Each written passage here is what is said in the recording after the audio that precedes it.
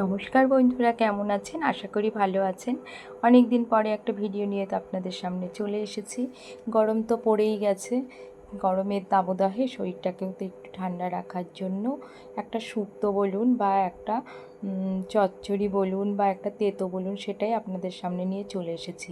এই দেখুন, একটু তেল গরম হয়ে যাওয়ার পরে পাঁচ ফোড়ন এবং লঙ্কা একটু ফোড়ন দিয়ে নিলাম। অন্যদিকে আমি দেখুন পটলের লতি, বেগুন, আলু সেগুলোকেও একটু কেটে নিয়েছি। নিয়ে জাস্ট ওই ফোড়নের মধ্যে দিয়ে দেওয়া।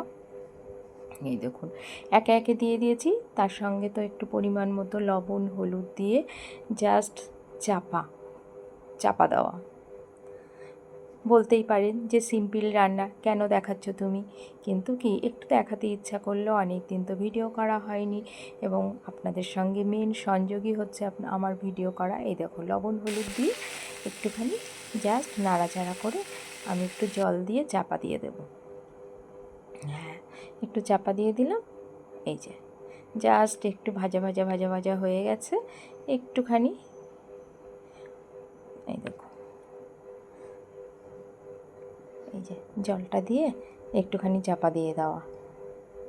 কিছুই না, কিন্তু খেতে এতটা সুস্বাদু আর এতটা ভালো হয় কি বলবো বন্ধুরা, একবার করে খেয়ে দেখুন, অবশ্যই ভালো লাগে।